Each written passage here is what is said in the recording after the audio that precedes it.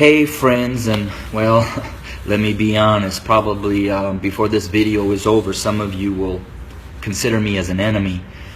But I wanted to share a couple minutes about my thoughts, not only on the tragedies that we have been experiencing over these past months, and especially these last couple of days with the shootings of our black men, but what I'm coming to learn over my 23-year journey of being a white man, living and ministering amongst my black family here in several inner cities of Chicago.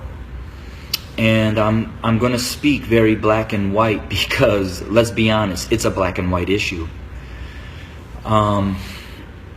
I want to take you to the book of Exodus, chapter 1, and I wanted to share a little bit of what took place prior to the rise of Moses.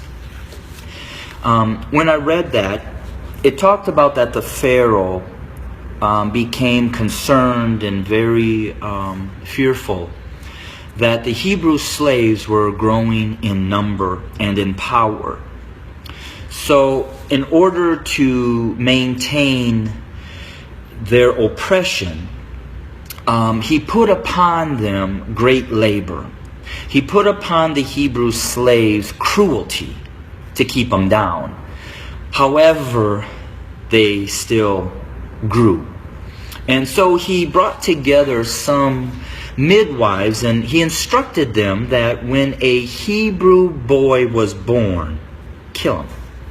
Well, these midwives did not follow, and the Hebrew slaves continued to grow.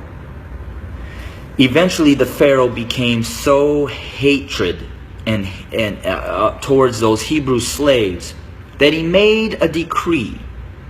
He put out an order that male baby boy Hebrew slaves were to be killed by casting them into the Nile River. Let's look at America.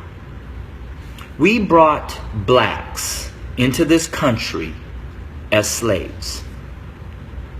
We never intended them to be anything other than a slave. But they began to grow in number and in power, and eventually they fought their way to some freedom. So we became even more cruel. And to keep our black Americans down, we lynched. But yet they rose. So then we used the welfare system, the criminal justice system, to keep them down, to contain them, to destroy them. But yet they rose, and they're rising.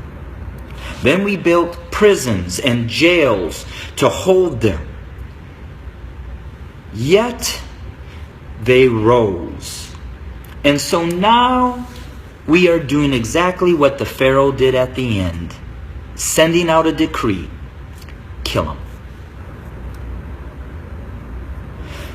So until we admit that when we wrote this Constitution that all men are created equal, that we never intended to include our black brothers and sisters, our nation may end up facing exactly what the Egyptians faced when they refused to let God's people go. So I'm going to say this to my white fellow Americans, that the bloodshed that is on its way is not on the hands of our fellow black Americans, but is on our hands. We are the ones that are refusing to let God's people go. We are the ones that are refusing to acknowledge that we do not value our black brothers and sisters as equal individuals or equal Americans as us white men. And to my black brothers and sisters, the racial issues, as I've said, have been there from the very foundation. But why do we see it more? Because there's a shifting. See, us white men have been at the head since the foundation. But we've had a black president. And you know, we've done everything in our power to keep him from really changing things.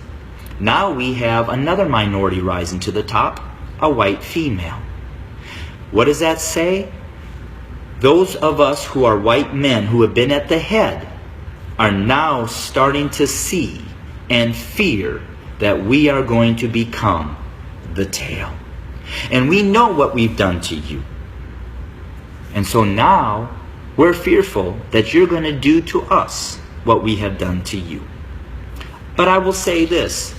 I've lived in a black community for 23 years. I've never been treated the way that this country has treated my black Americans. So I call out my white Americans to say we better heed, repent, acknowledge, and change. Because if we don't, I just want to again say this. The bloodshed that we will experience is on our hands, not the hands of our fellow black Americans. I welcome your comments. I welcome your feedback. Hit me up on Facebook or go to my webpage at www.studio2911.org. Again, that's studio2911.org. I don't necessarily know the answer, except for us white Americans need to repent, acknowledge the lies that we have taught, acknowledge our value system of equality. It is not here, and it does not include our black brothers and sisters. And we need to change, and we need to change now. Thanks for your time. Bless you.